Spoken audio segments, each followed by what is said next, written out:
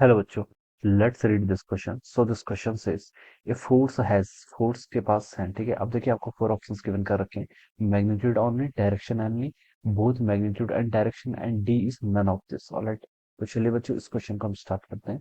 So we can write down the key concept of this question. इस question का key concept देखिए क्या लिख सकते हैं, फोर्स लिख लीजिए, फोर्स लिख लीजिए, या फिर हम क्या लिख सकते हैं, फिजिकल क्वांटिटी। ओके, अब देखिए फोर्स, फोर्स क्या है? Force is a vector quantity. Force क्या आपका एक वेक्टर क्वांटिटी कहलाती है, क्या कहलाती है आपकी? वेक्टर क्वांटिटी कहलाती है। फिर हम ऐसे लिख सकते हैं, force is defined as the product of the mass times acceleration. Mass और एक्सेलरेशन का प्रोडक्ट। मास क्या है? Scalar quantity. एक्सेलरेशन क्या है? आपकी वेक्टर क्वांटिटी। और स्केलर इनटू वेक्टर अगर हम करते हैं तो आपकी क्या आती है? वेक्टर क्वांटिटी आती है, ठीक है। इसलिए मैंने इसके ऊपर वेक्टर साइन से रिप्रेजेंटेशन भी कर रखा है। So force is a vector quantity.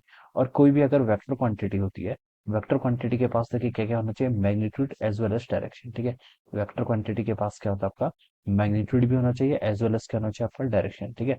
अगर कोई भी फिजिकल क्वांटिटी के पास मैग्नीट्यूड है एज वेल एज डायरेक्शन है, और एक कंडीशन और होती है कि it should follow parallelogram law of vector addition, ठीक है। ये क्या करती है आपकी?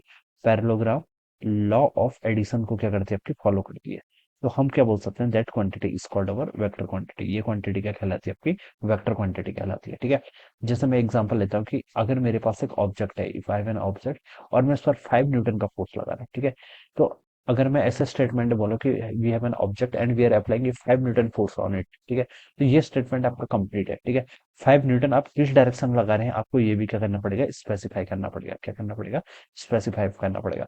अगर मैं बोलता हूँ कि 5 न्यूटन फोर्स एक्ट कर रहा है, ठीक है, फोर्स इज इक्वल टू, इसको ऐसे लिखेंगे, force is equal to 5 newton towards right. किस डायरेक्शन में आपका?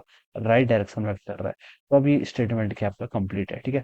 जस्ट 5 न्यूटन बोलेंगे तो इनकम्प्लीट है, क्योंकि फोर्स एक वेक्टर क्वांटिटी है। इस पर हमें मैग्नीट्यूड ही बताना होगा, एज वेल एज डायरेक्शन को बताना भी क्या जरूरी है। जैसे किसी ऑब्जेक्ट का मास हम बोलते हैं 3 kg, तो 3 kg इनफ है, क्योंकि mass is a scalar quantity. तो सिर्फ मैग्नीट्यूड ही बताना कि आपका इनफ है, ठीक है। बट जो वेक्टर क्वांटिटीज होंगे उसमें magnitude as well as direction दोनों पार्ट बताने के आपके जरूरी है। तो फोर्स ऐसी क्वांटिटी होती है जिसके पास क्या होता है? मैग्नीट्यूड होता है एज वेल एज डायरेक्शन। और ये क्या करती है आपकी? Parallelogram law of vector addition को भी क्या करती है आपकी? सेटिस्फाई करती है, ठीक है। तो ये सब कंडीशंस क्या करनी चाहिए आपको? सेटिस्फाई करनी चाहिए। तो फोर्स है, ए ऑप्शन पर लिखा है क्या? Magnitude only, so this is incorrect. B पर लिखा है direction only, this is also incorrect. C पर लिखा है both magnitude as well as direction, तो ये वाला स्टेटमेंट क्या होगा? इसका करेक्ट हो जाएगा, ठीक है। D none of this is also incorrect. तो जो इसका सी ऑप्शन होगा वो क्या होगा? इसका राइट आंसर होगा। Alright, so I hope you all understood this concept. All the best and thank you so much.